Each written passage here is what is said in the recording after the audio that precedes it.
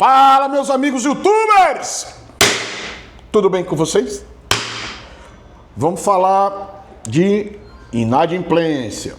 Só que hoje, numa perspectiva diferente da situação. Eu queria que você pensasse onde é que começa a inadimplência da tua empresa, tá? A tua inadimplência, ao contrário do que tu pensa, ela começa na prospecção do teu cliente. Quando tu vai prospectar esse cliente, trazer ele para a tua base e fazer ele te comprar. O que é que ocorre na experiência que nós temos em relação a esse tipo de situação? O empresário, na ânsia de vender, ele faz um cadastramento desse cliente de maneira mal feita. Como é?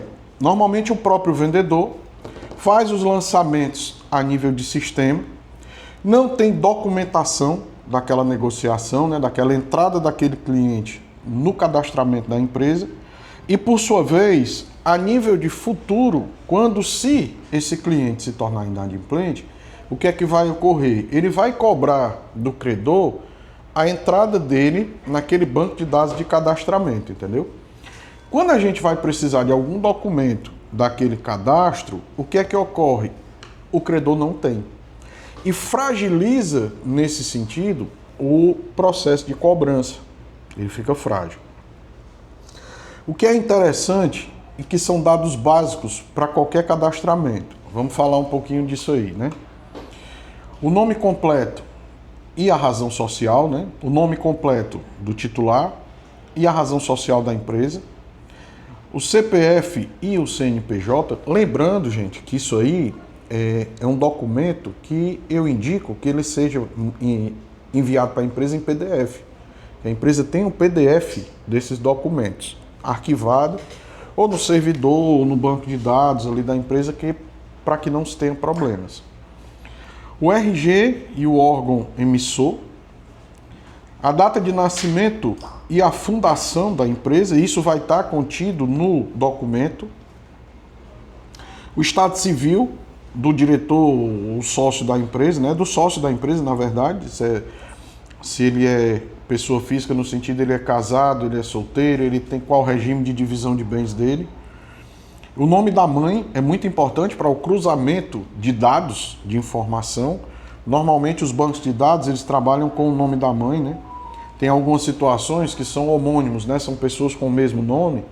E aí você consegue fazer a diferenciação pelo CPF versus o nome da mãe, Os contatos, possíveis contatos, que são telefone fixo e celular, com a marcação do WhatsApp, ali na informação do teu banco de dados. Um e-mail principal e um e-mail alternativo, onde você vai poder encaminhar, de repente, até uma notificação para esse cliente por e-mail, e a justiça acata. O endereço completo com CEP, bairro, cidade, UF e ponto de referência para uma possível cobrança externa. O endereço de correspondência, se for diferente do endereço que ele forneceu. Dados comerciais e financeiros, como ramo de atividade da empresa, faturamento estimado, limite de crédito concedido, condições de pagamentos acordada, histórico de compra com outras empresas, nome e contato do responsável financeiro.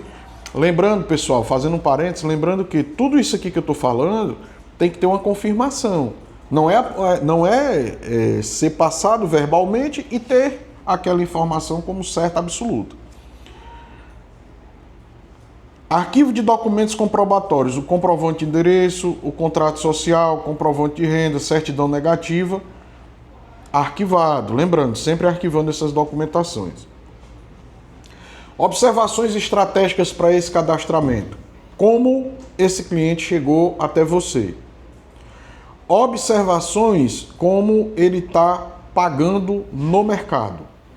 Anotações internas de negociação. É fundamental para diminuir o risco de você perder o seu capital ou o seu investimento naquele cliente. Lembrando que todo cliente seu, você está investindo de alguma forma nele. É uma parceria, mas é uma parceria de investimento. Você está investindo, vendendo aquele produto muitas vezes a crédito. Por exemplo, nós temos um cliente aqui no escritório que ele é um distribuidor de carnes. Então ele pega aquela carne dele, né, vende para uma churrascaria e recebe daqui a 10, 15, 20 dias. Ou seja, aquela venda que ele fez ali, ele está investindo na churrascaria daquela pessoa. Você está entendendo?